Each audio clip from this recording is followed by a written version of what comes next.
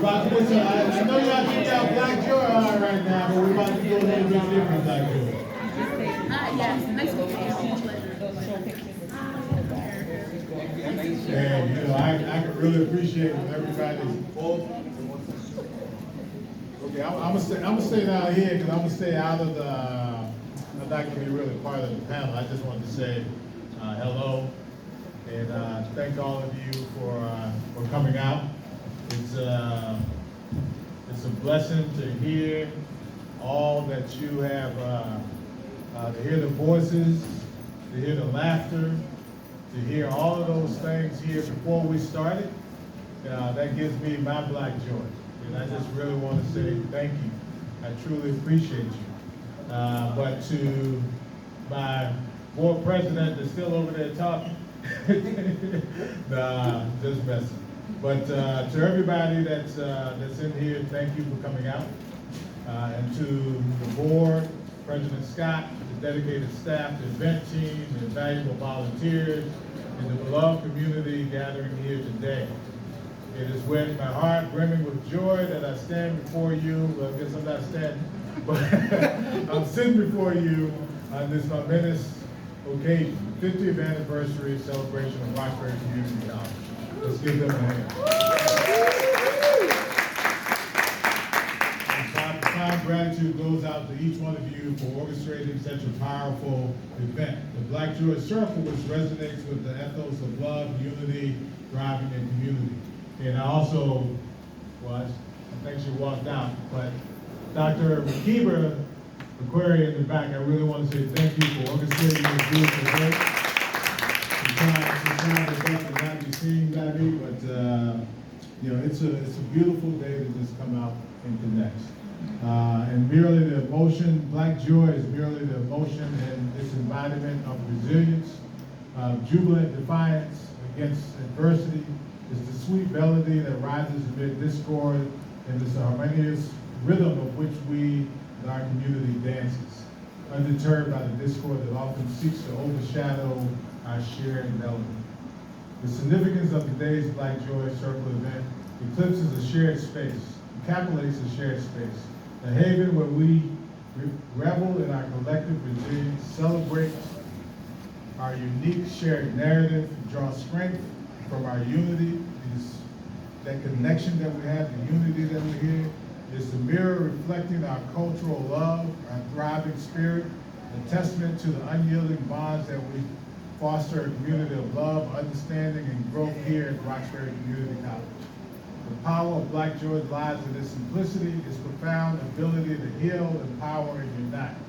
It brings the morning sun that promises new beginnings, cool, gentle breezes, and soothes the weary soul in the unbreakable thread that weaves us together.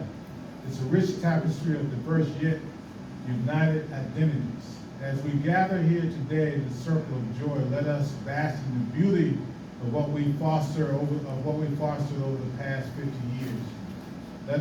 Let our hearts echo with laughter, our souls dance to the rhythm of our shared stories, and our minds envision a future filled with boundless opportunities to grow, love, and thrive together.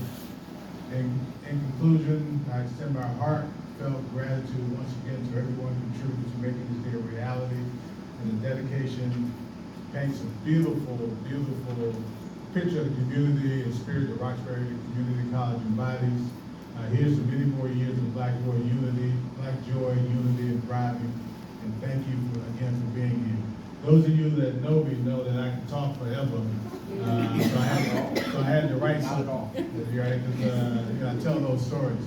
But today is not about hearing my voice. We've got some powerful, powerful speakers that have very unique stories that I want to listen to. So I decided to take myself off the panel and ask our very own Java with Jimmy, who hosts a daily talk show, to come in and be a moderator. He calls me uncle, I call him nephew. I love his brother.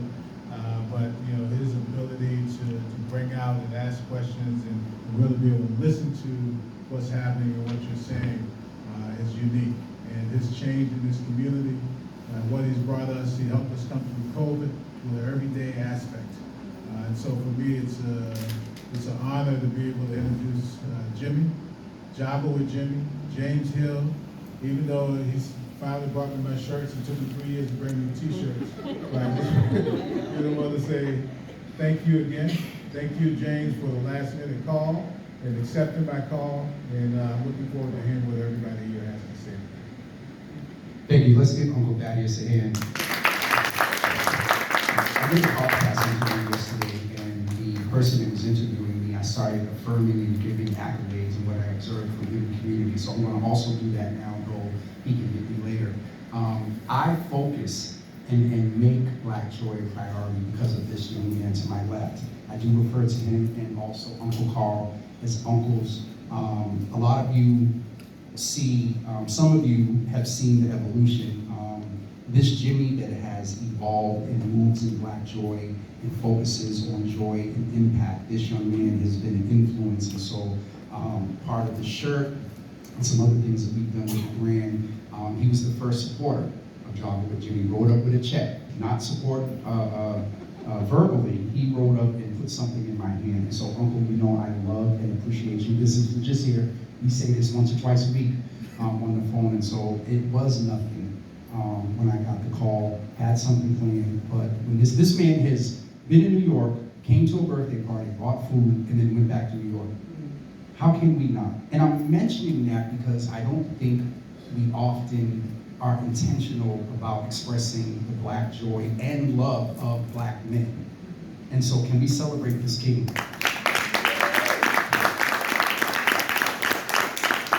So I am honored to be here at RCC. I have to acknowledge our president and the staff and all of those. I heard Dr. McCreary had hands in this. So all of those that had a part of this, thank you for this opportunity. I have two queens with me, and we're going to talk about Black joy. We're going to talk about what it really took for them to make Black joy a priority. We hear this word. It's a sexy word. Everybody's talking about Black joy. But are we really focusing on it and making it a priority? We have 35 minutes or so. So what I'm going to do, I purposely wanted to sit in the middle because I wanted to have a conversation with my sisters and almost fireside type. And so my sister Naisha, I know, so please forgive me. We're home. We're going to welcome our guests. And so Erica, if you could please introduce yourself, tell us a little bit about yourself, and if you could describe Black joy for you in one word. One word. That's my staple. I start off and you got to be confined to one word. Wow, the restrictions in New England. Oh, we just really started off Yeah, the lines today. Hi, everybody. Hi. My name is Erica Hart. My pronouns are she and they. I am a Black, queer, non-binary femme. I don't identify as a lady or a woman. I'm non-binary. I'm a breast cancer survivor, and I believe that this is my 10th year in remission.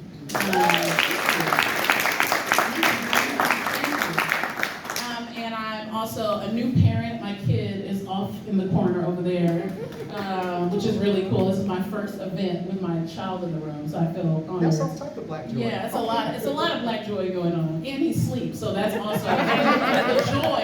It extends. Black joy, and I'm a sexuality educator. That's what I do for work. So I've taught sex ed from elementary school students all the way up to the collegiate level, and my focus is gender, race, sexuality, class, how systems of oppression intersect with how our pleasure is impacted. So that is like the paid work that I do. And Black joy in one word? You already did it. You said wow. Wow. Thank you. We do not have, what do you call it? Call your friends and family. I don't even know them, right? Like, we are already family now, Yes, right? it It just is. happens. Yes. Right. I would say wow and also revolutionary. That was two, but we'll go with the wow. Oh, so word. You good, you good. My other sister to my right and your left here, I have known for some years. She's been on the platform a couple of times. And we have to celebrate the fact that you are a key leader in ensuring that Black and brown people get Black and brown therapists. And so please go ahead and I'll give you this one. Introduce yourself, tell us a little bit of your story and journey. And Naisha, you know you've been on the platform, so one word for Black joy when you finish your introduction. So hi everybody, my name's Naisha D, and I'll share a little bit about my story. Grew up in Boston.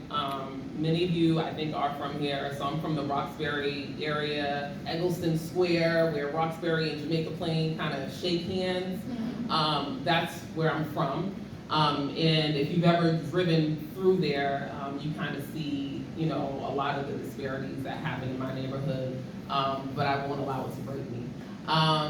So growing up in Boston, went to the through the MECO program, one of very few black children, which made me decide to go to an HBCU, which RCC is technically was. HBCU was, I don't know. So I decided to go to Howard University and find my joy there, which I did, loved it. But then, you know, got into a profession that was predominantly white. I went into accounting, and I went into it because I just wanted to make a lot of money. I just thought that I'd find joy through money. That was it. Like, that's what I was taught. No, seriously, that's what I was taught as a child, was like, get good grades so you can go to college so you can get a good job. That's the only thing that's important, right? And so I just kept thinking, get good grades, go to college, get a good job. Okay, all right, those are my marching orders. And then when I finally got the good job, I was like, well, wait, where's the joy? Like, I mean, the money wasn't enough. And so it was enough until it wasn't. So in December of 2017, mental illness hit, depression hit, suicidality hit, and I was in a very, very dark place that I didn't think that I would be able to climb up from. And, you know, there's this whole idea that mental illness, you know, although you can't see it, people don't believe that it affects your physical well-being, but when you start to lose your voice and you start to lose weight and you can't get up out of bed, you start to see the holistic picture and how your mental state can affect your physical state. And so, thankfully, I'm surrounded by a beautiful tribe of family that loved on me, that prayed for me, and a wellness team that, you know, was able to kind of get me through that. But really, it's the work that I do every day that keeps me going. It's the work that I do through Pure Spark, which Jimmy mentioned, helps to connect Black people who live in the Boston area with wellness practitioners like Carl, like the Wellness Collaborative, like people that are doing the work here. So my one word for joy, I don't know if it's two, but it's a protective factor. A protective factor. That's a good segue into the question. Erica, you've been very transparent about your journey along with being a breast cancer survivor, but you also shared that you were a sexual education expert or muse. And so I want to ask, in the context of what's going on in this country, in the context we're talking about Black joy, you know, still within our community, the Black community, there's still some taboos. There's still some things in how you present. Let's just keep that 100. How do you, Congresswoman Ayanna Pressley once said that our Black joy is a form of resistance. In the context of the sexual education and what comes with that, how does your Black joy show up in resistance? Such a good question. My Black joy shows up in resistance in every way.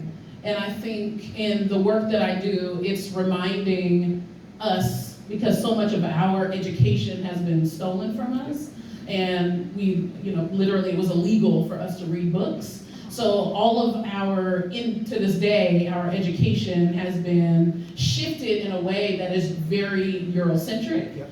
So there's a celebration of white people even as we grow up as kids. So this idea that if you go to school, you'll get a good job, then you'll have a lot of money, which is bootstrap theory. It's also a fallacy, right? That's not true. There's a lot of people that go to school and they can't finish school to prison pipeline, so on and so forth, right?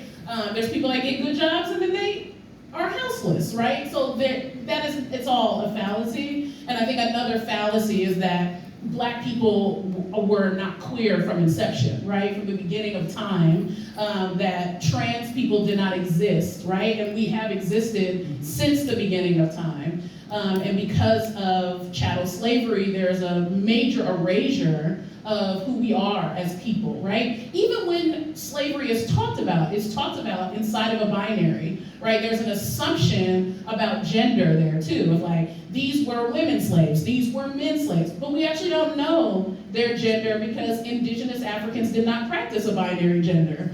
So my resistance comes with really educating around the truth, right? And telling the truth about who we are. So you may say that it's a taboo how I exist, but truly it's just real, right? It's just how I exist, right? It's not necessarily a taboo in my opinion, right? I think it's been rendered a taboo due to white supremacy, but it's not a taboo like in life or even inside of Black culture, if that makes sense. It does. Yeah. And I want to be perfectly clear that generally within our skew of melanin, within our community, Yes. saying that, so not me personally. Oh no, but- I'm not saying that you're saying that personally Definitely, at because I all. want to be sure. Oh, no. Yes, And to be ma'am. clear, I am not saying Yes, that ma'am. you're saying Just that be sure. personally. I am saying that white supremacy says that we say that. When white supremacy is actually what says that. White supremacy creates homophobia, created transphobia. It's not Black people that have created that, right? At all.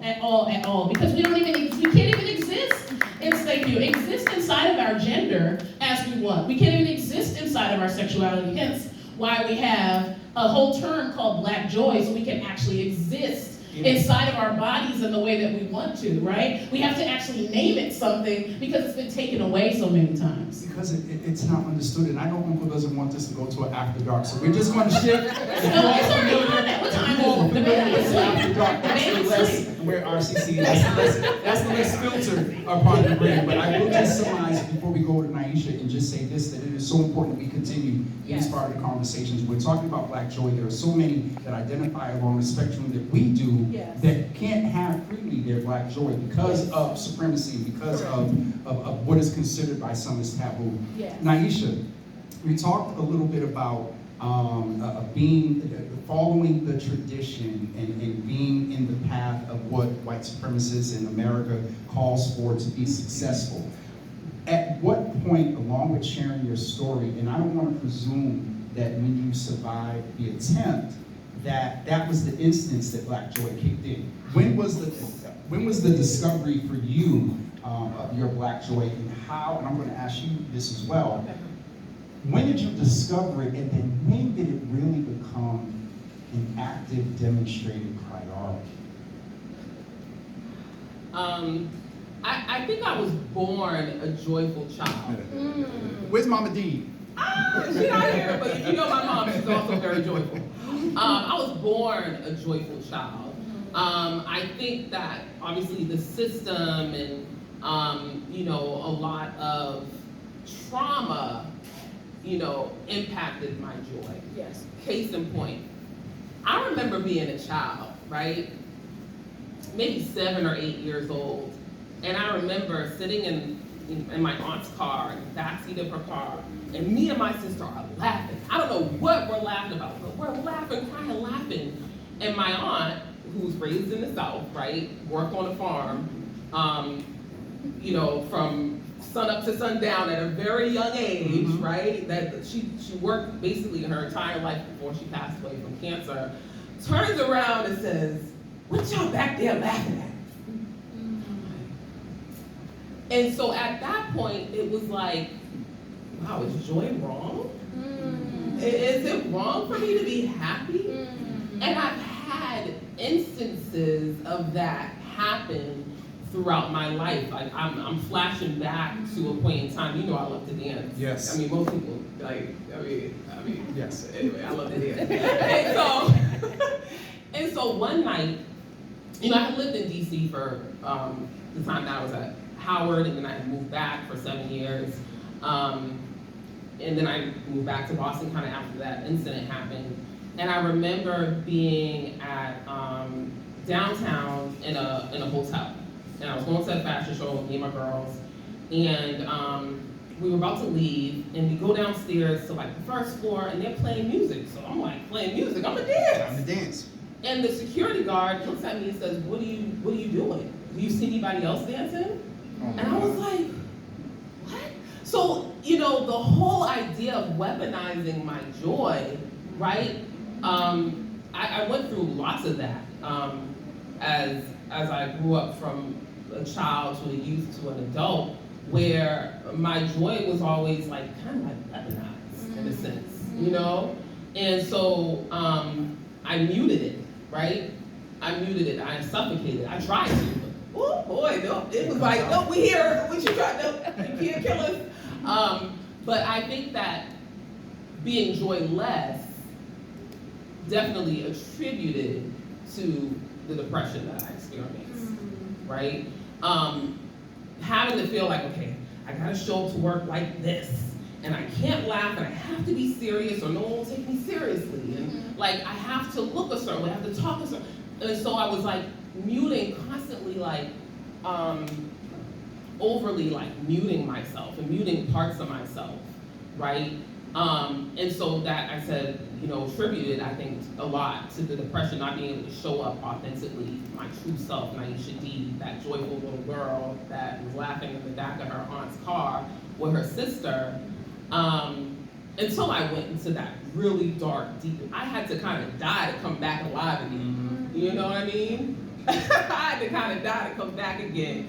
And now it's like, you can't break my soul. Like, you know, right? You can't. You're lucky.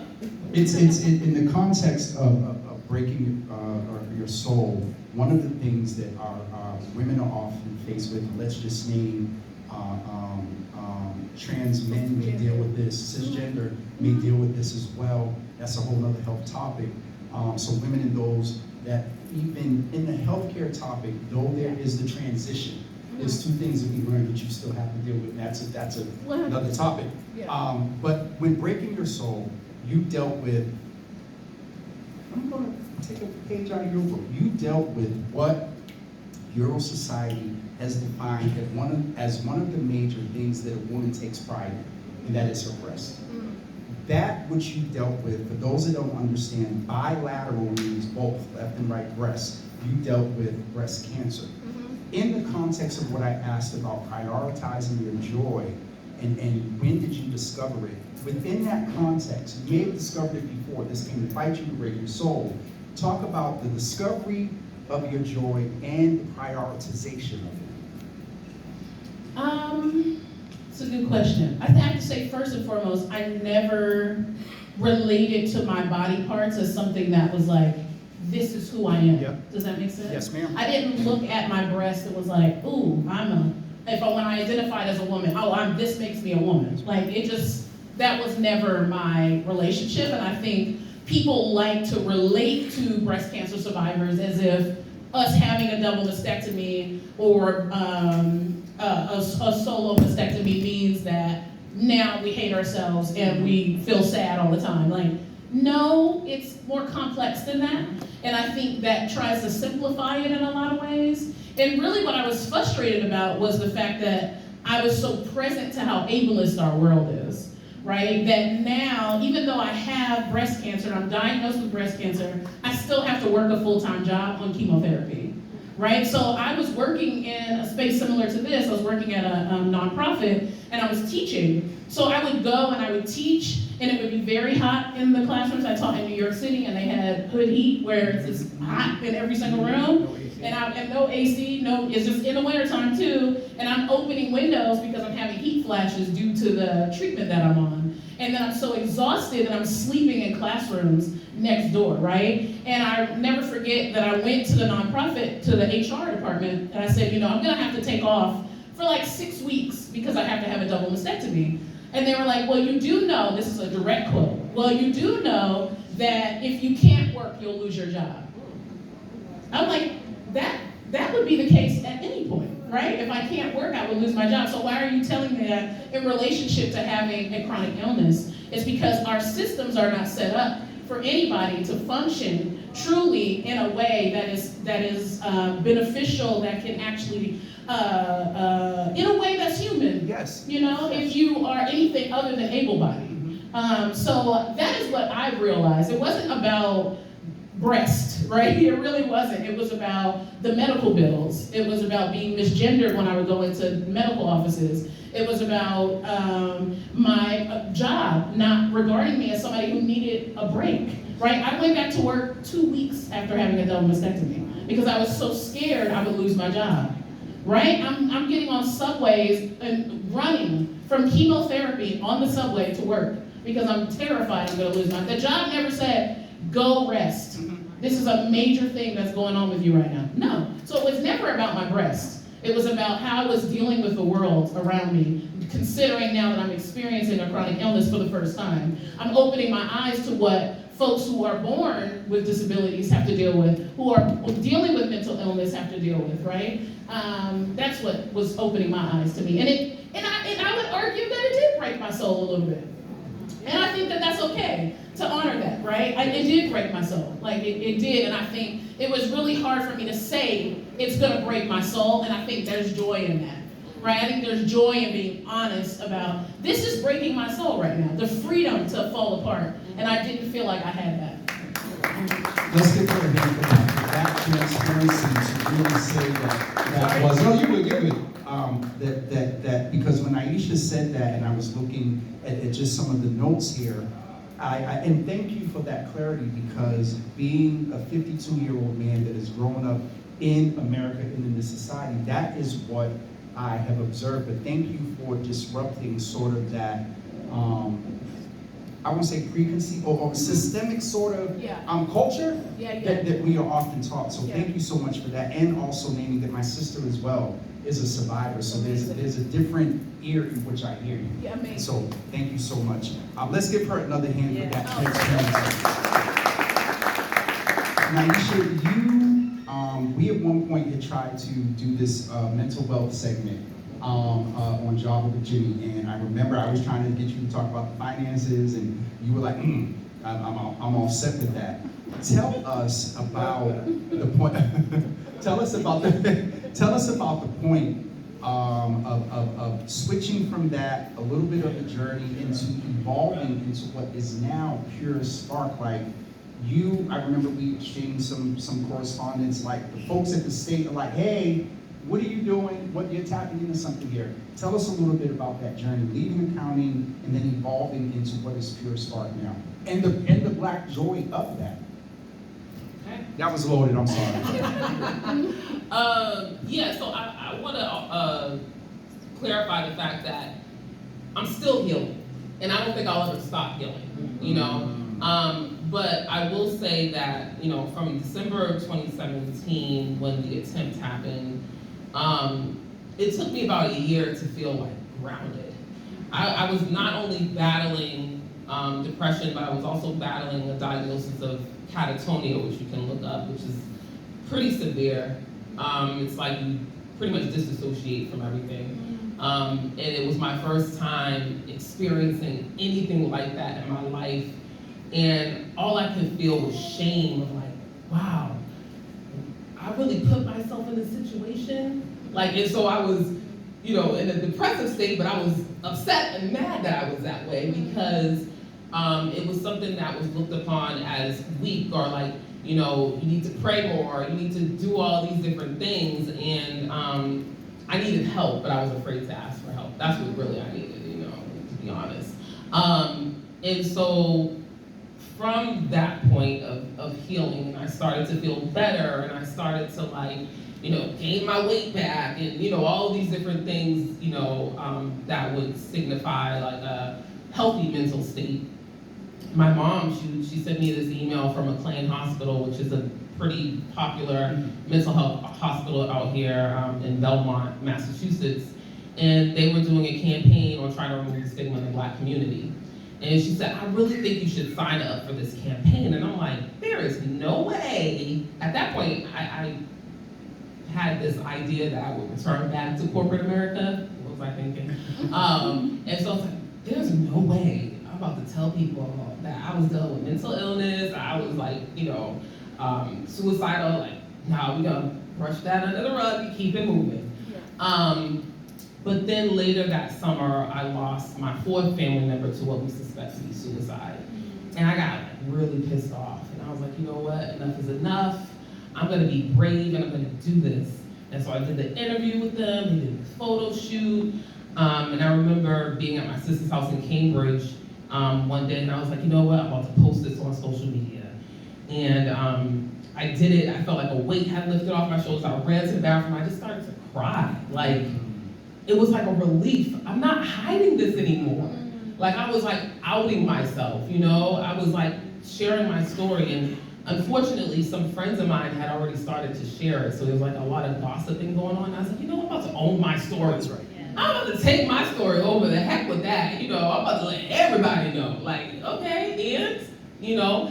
And so once I did it, people started asking me questions. Okay, well, wow, like, first of all, you are so brave to do that, like, and then also people were like, yeah, me too, I'm dealing with depression. I just got out of the hospital. And it allowed for people to connect with me in a real way, which, you know, a lot of people never really had a chance to. For a lot of reasons, I put walls up.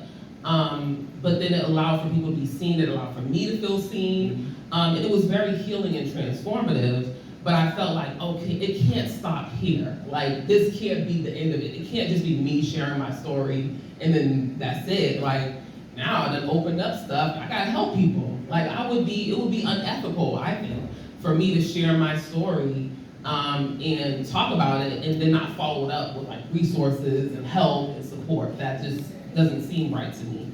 So I decided that I would start this platform called Pure Spark, and it was during kind of the COVID era. Now everybody's talking about mental health. I was like, okay, all right, this is perfect timing, I guess, you know? And we started doing things, you know, virtually, peer support groups, you know, helping people understand the difference between a life coach and a therapist, because, you know, some people didn't understand those are two different things. Having different therapists come on and talk about CBT and DBT, and having nutritionists like Carl, he's not just a nutritionist, sorry, he's more than that. He's also somebody that really helped me out a lot. Thank you, Carl. And, you know, having people like him come on and just connect with people and give them resources, give them tools that they can use to help them along on their wellness journey. That then turned into a wellness directory. We had multiple wellness events, and yeah, that's kind of how it works. Let's give Manisha a hand as well. We're going to get ready to wrap up and leave a couple of seconds for questions. But keep going. And I just want to acknowledge our City Councilor, Julia Beck-Large. Julia here is in the room. Ask her to go to say we're going to get ready to wrap up before we allow some questions from the audience. And so, Erica, you've had the opportunity to be in Peace Corps and work and do things in Ethiopia and across the world. You're very knowledgeable of our culture in the motherland versus what we're dealing with here. As we get ready to wrap up, can you share some insight for those that want to expand their Black Joy, that want to begin and maybe make it more of a priority? What are some of the insights? What are maybe a couple of tools that the folks that are here today can walk away with? That is a very big question to take on. Sheesh.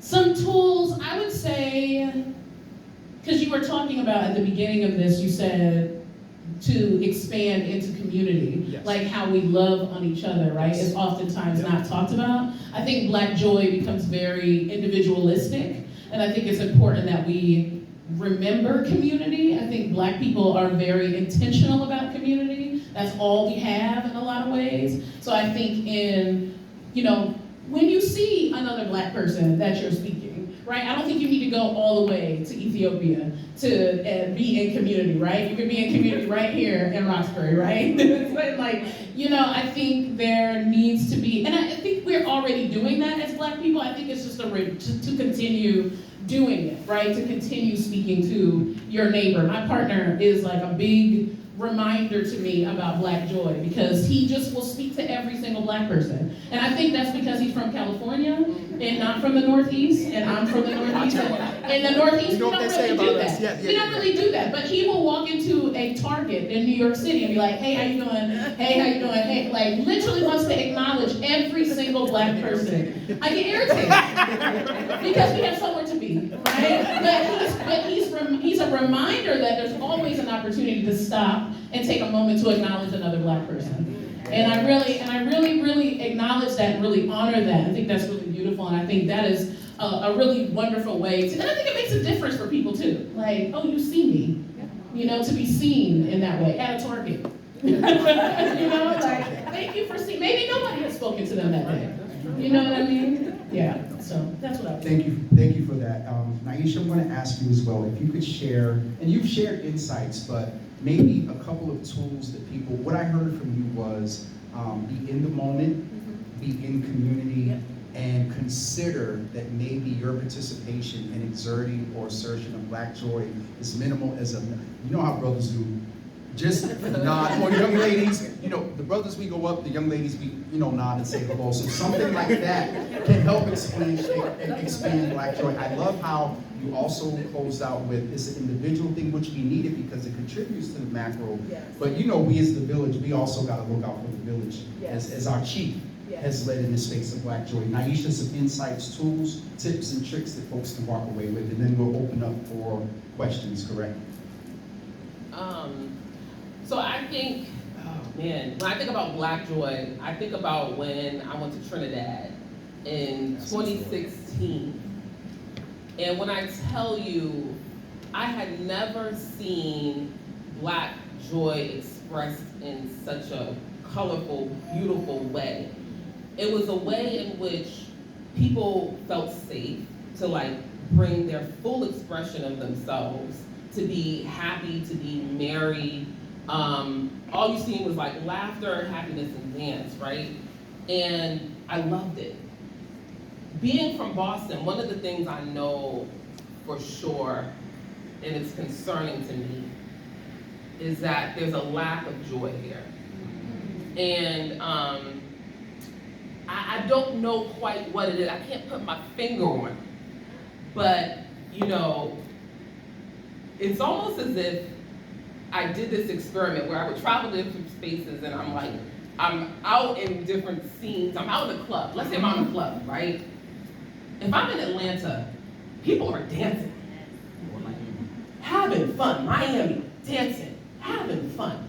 Come to Boston, we are not liberated. We're standing still. Like, why is no one dancing, right? And so there's something that's holding us back from being able to experience real joy, you know? And it's sad. It's super sad here.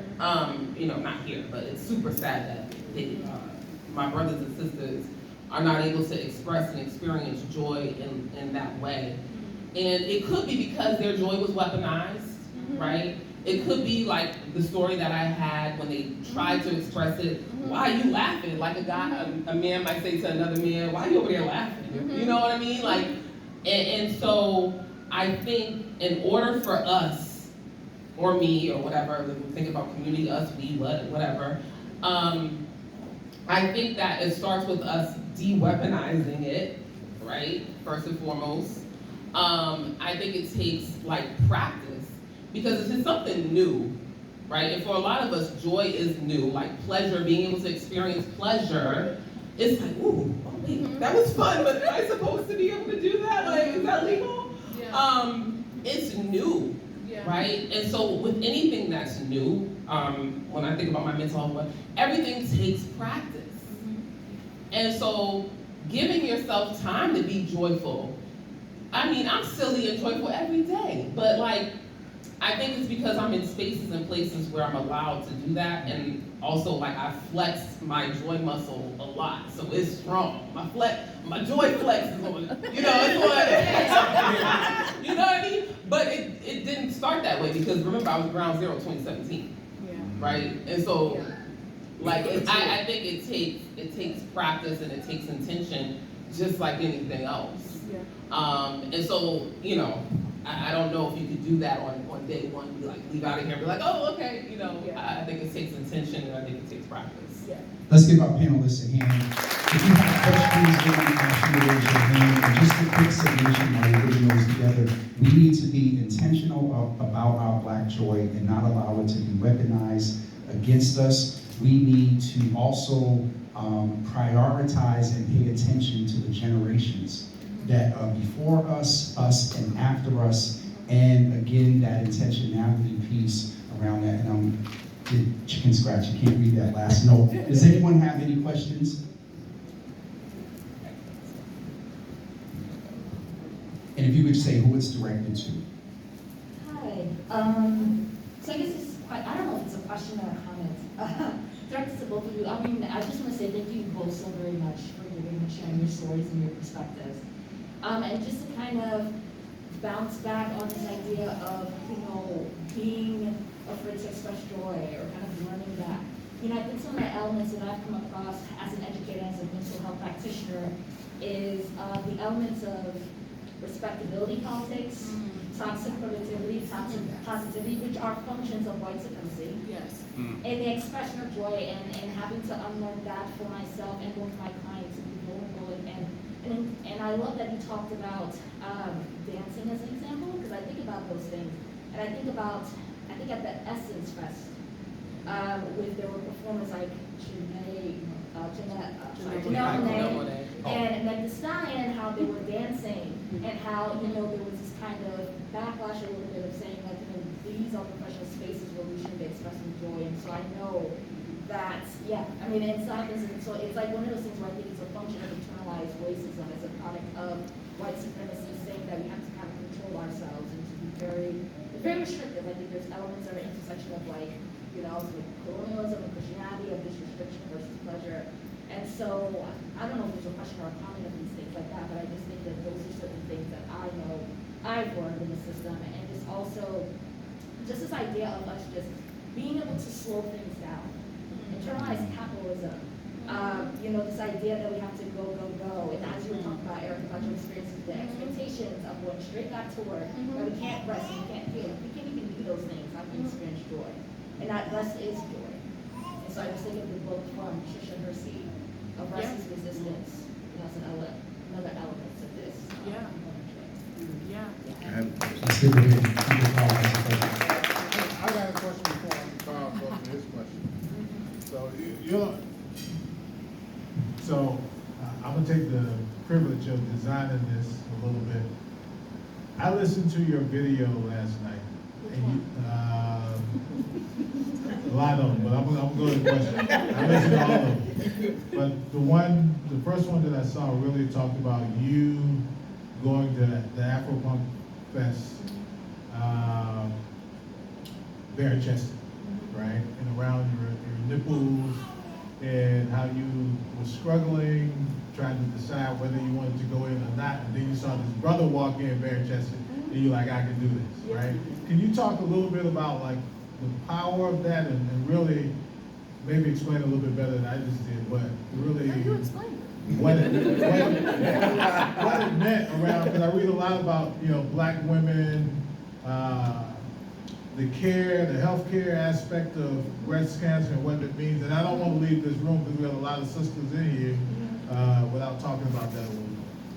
Sure. And also want to acknowledge your comment. I was thinking about the piece, The Uses of the Erotic by Audre Lorde, that essentially, it's not After Dark, it just says erotic, but it really is talking about tapping into anger, right? And I think us being prescriptive about what joy looks like can be like a dangerous road to walk down, because joy can look a lot of different ways, right? It's really joyful for me to actually express my frustration about the world, right? That's a joyful experience, because so much similar to your experience of being silenced inside of your joy, similar inside of just being happy, I've also been silenced inside of my anger, right? And many people, especially folks that are gendered as femmes and gendered as women or identify as women, have been told that we cannot be angry, right? Or we're marked as angry black women. And then that then pushes us out of spaces. And I think it's really joyful for us to be able to express our frustration and then still be heard and honored in that way. So I thank you for raising what you said. I didn't want to step over that. And then to your question, I went topless at, I don't name the music festival anymore because they suck, but Afropunk, they suck. I'll tell you later. They're just transphobic and queer, but I'll tell you later. at Afropunk, and I had been going to Afropunk for many years before that. If you're not familiar, Afropunk is a music festival in the middle of Brooklyn that centers like it used to, mostly like punk, alternative music and artists. And people are really weird, like me, like black weird people. And I just was like, you know what? People go topless at music festivals. If you look at Woodstock, it's white breasts everywhere.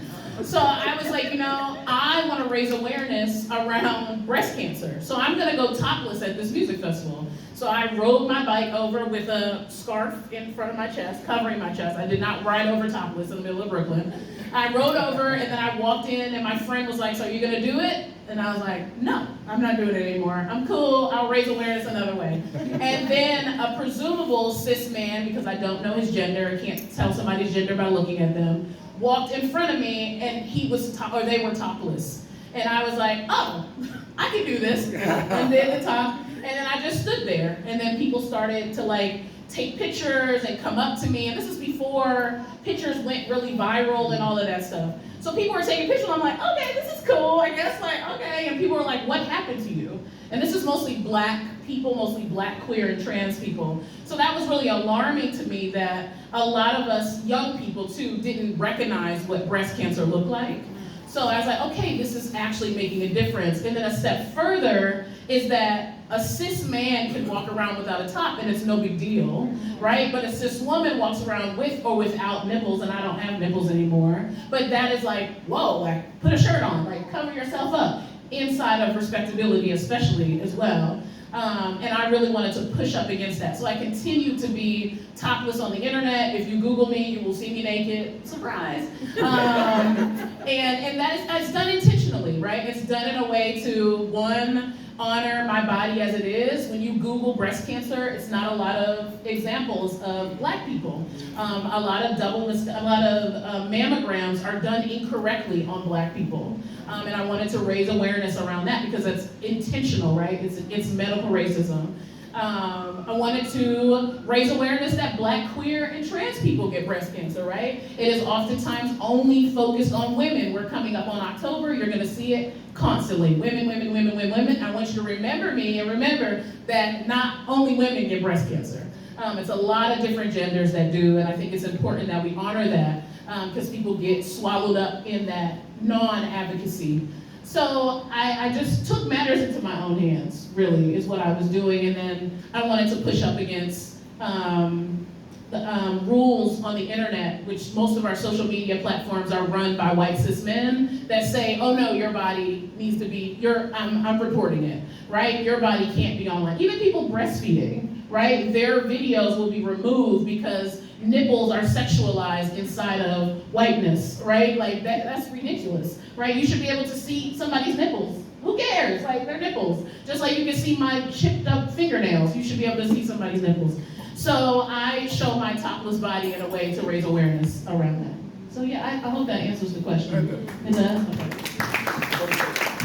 We have time for one more. Uncle Carl. Okay. So,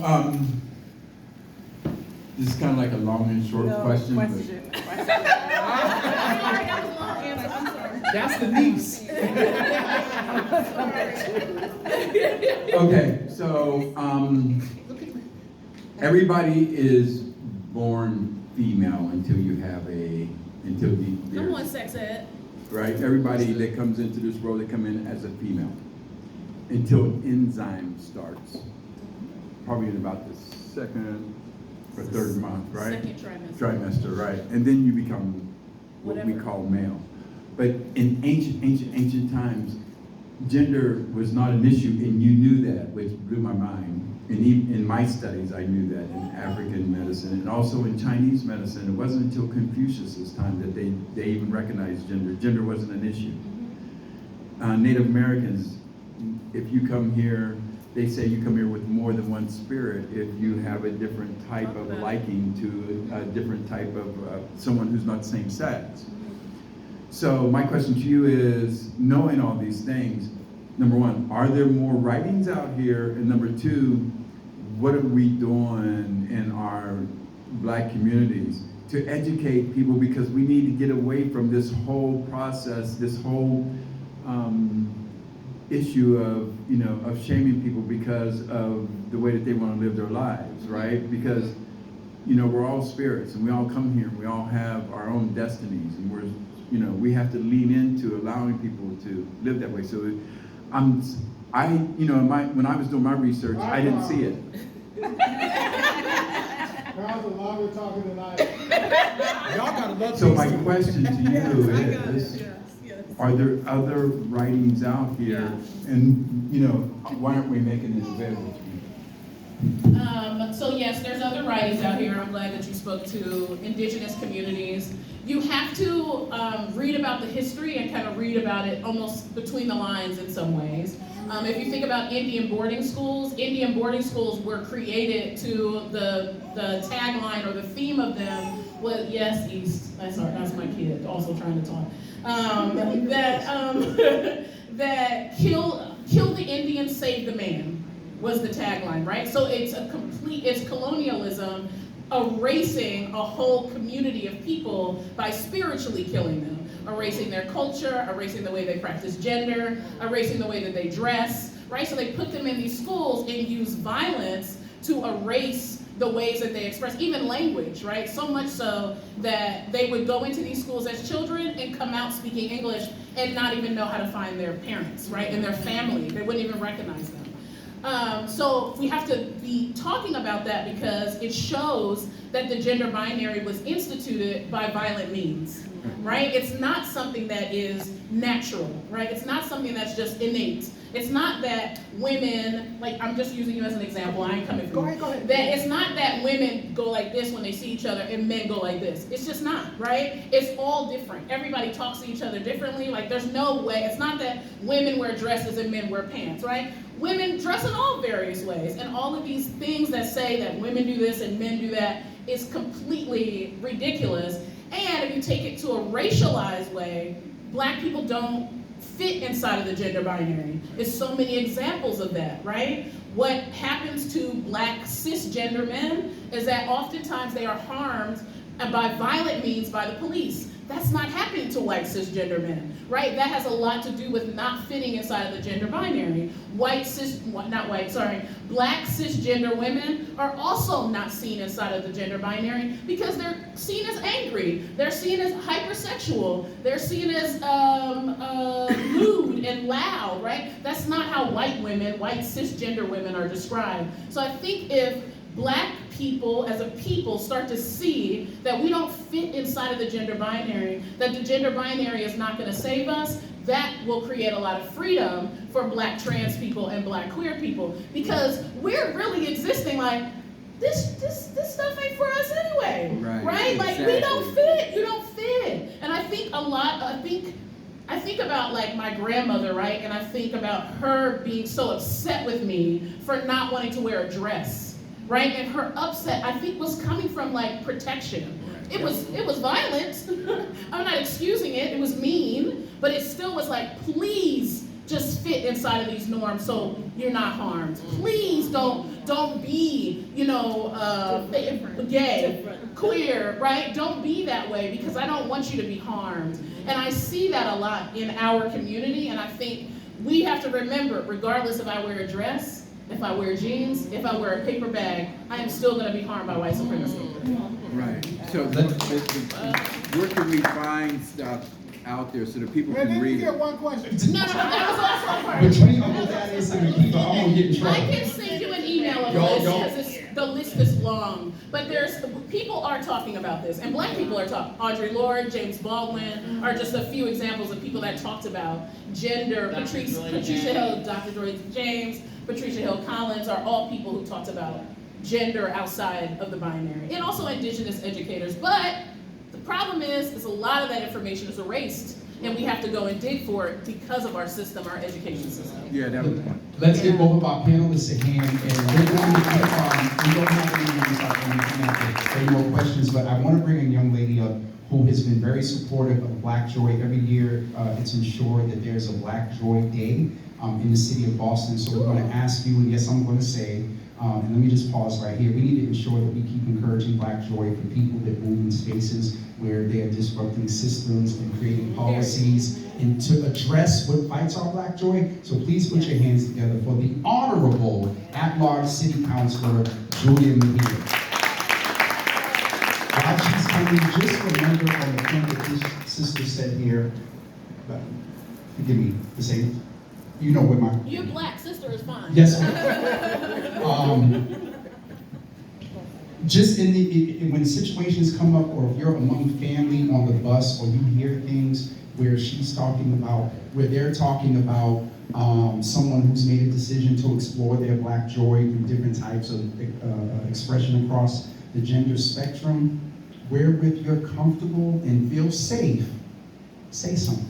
Or greet them after, because one of the things that fights our young people's Black joy is that they're not confident that they're going to be accepted along the spectrum to which we talked about today. So I had to, as a Black gay male, I had to say that. So when you see and hear that even in your family, in your church. Yes. Okay. Period. What? Send me the mic after you do that. I'll take it. Listen, I was already advised that I'm not gonna be a politician up in here, so do not worry, I got like 2 minutes. But I'm just really grateful for the opportunity to be here, especially around an issue that has always been so much controversy, right? Like our Congresswoman Ayanna Pressley says that Black joy is resistance. It is about fighting and showing up and being our true selves and being celebrated, whether we got invited or not. Okay? And so and James, you're absolutely right. Thaddeus, during COVID, wanted to create an opportunity to really uplift Black joy. And I was like, okay, I'll do that. I filed a resolution on the city council to establish a Black Joy Day once a year in September to make sure that the city of Boston recognizes how important it is to give us an opportunity to be celebrated, to be fully expressed, and to be joyful without being bashful about that. Okay? And so I'm just going to leave you with one thing, is that during COVID, my daughter and I would do these little TikTok videos. Yep. And let me just tell you this, right? We did it as a way to connect with each other. We did it as a way, I wasn't even thinking about anything, but we posted those videos on all of our social media platforms. And we did it because it was our way of being able to express ourselves during COVID, because everybody was afraid, y'all. And every night we posted a video on Twitter, on Facebook, on Instagram, and TikTok every single night, religiously. It got to the point that people were starting to wait for the videos.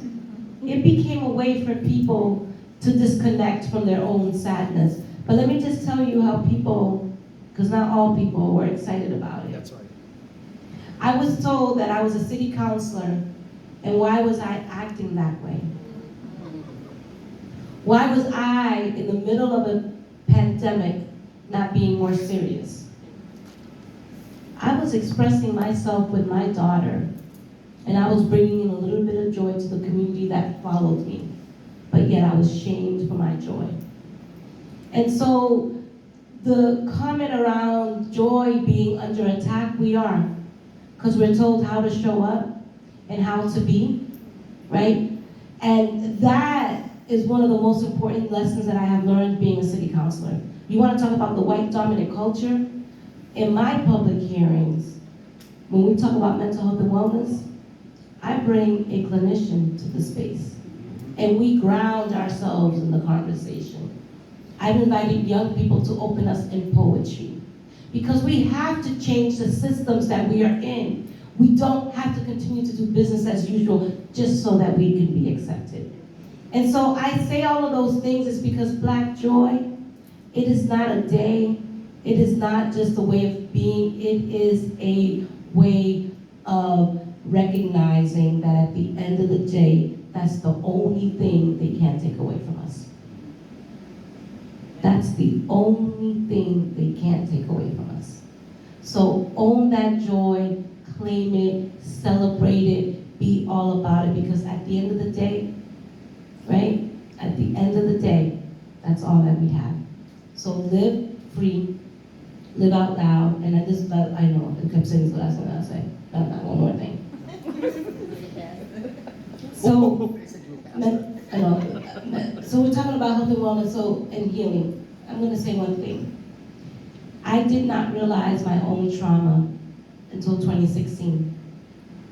And I was at a conference in New York, and they were talking about trauma.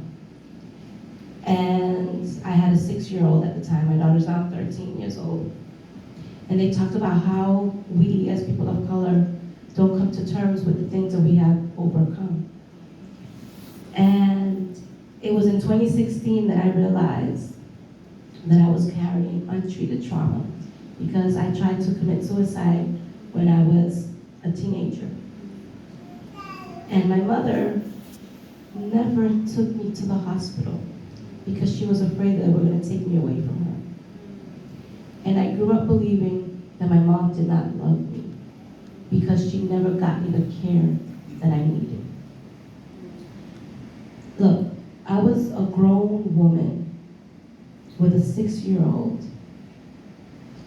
who I was passing on my own untreated trauma to my own daughter because I didn't know how to express myself. And so this is why I'm so committed to this work around mental health and wellness, because we oftentimes don't even realize what we're carrying into spaces. And so this is why I always say it is okay to not be okay, because I'm so glad that I'm still on this earth, because I can be fully expressed wherever I am. And that's what we're here to do, is to be disruptive, is to be expressive, never leave ourselves at the door so that we could make anyone else feel comfortable, never water ourselves down so that we could be digestible, because if they don't like us, let them choke.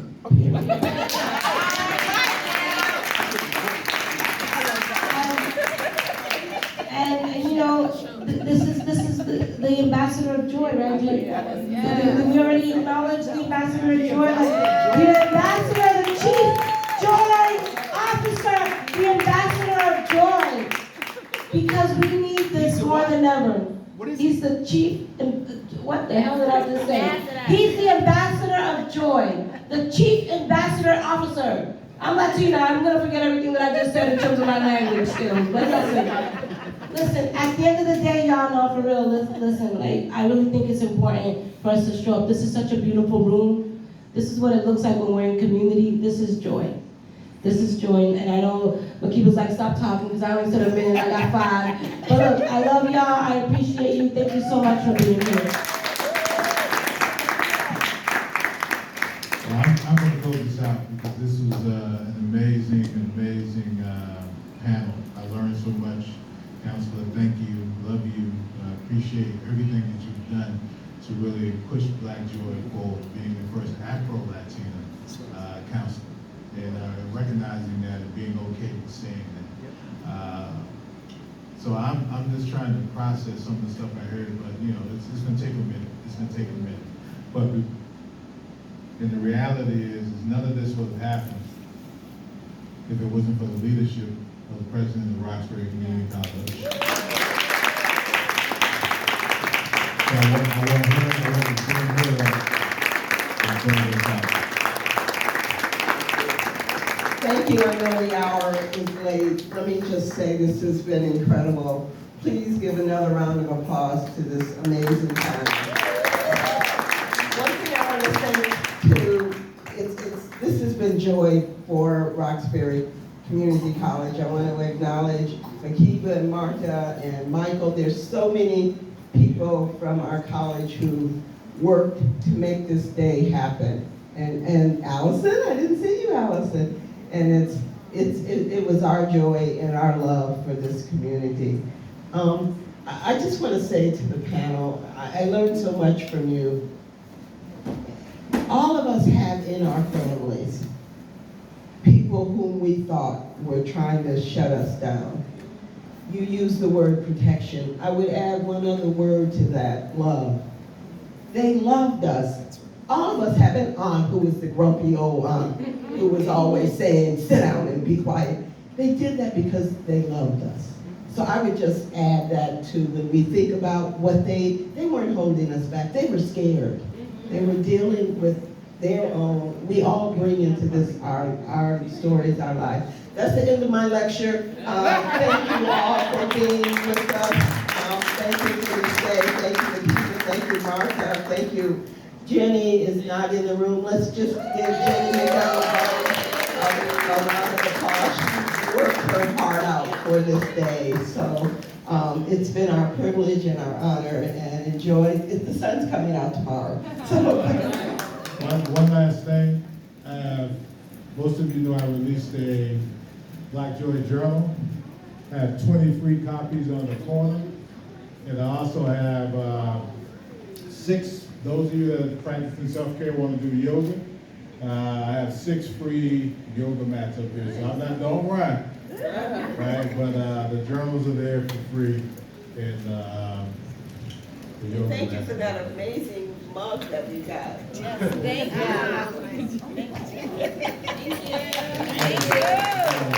So thank you. Have a good day. I want a journal. I want a journal.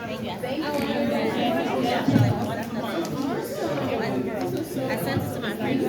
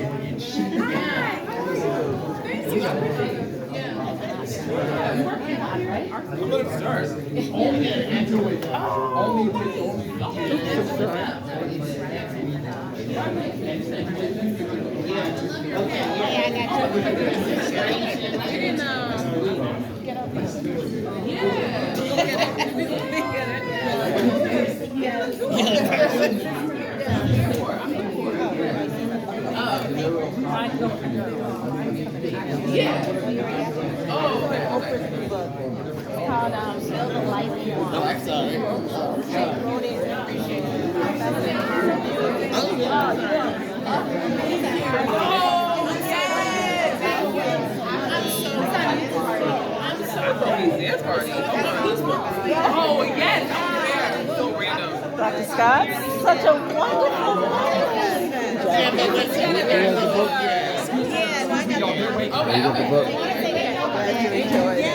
Yes, my mom and I together. Okay, I will. 1, 2, 3. Okay, let me take one more. Dr. Scott, you got one more. Okay, That's ready. You got the speaking now. You're ready. You're ready. That's right. What you gonna do with it? So y'all might see me. I ain't a runner, but I'm gonna try one day. 1, 2, 3. All right, now got one more. All right, so 1, 2, 3. Gotcha. Thank you.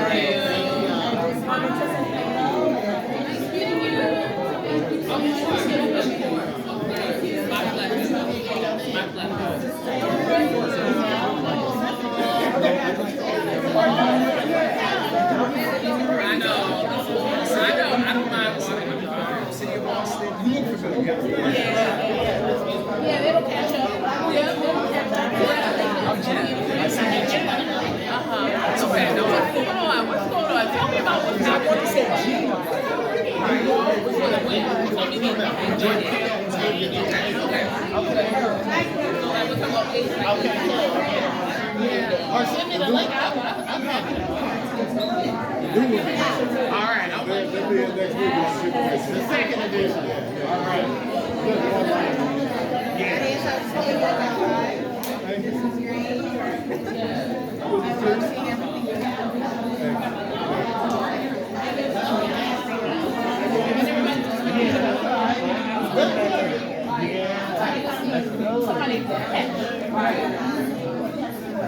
I know.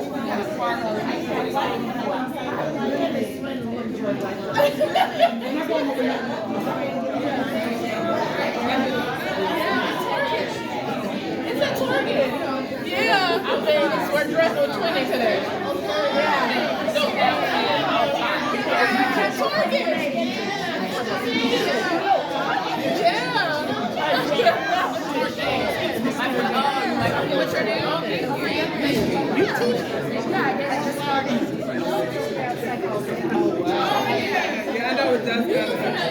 Oh, yeah, she said.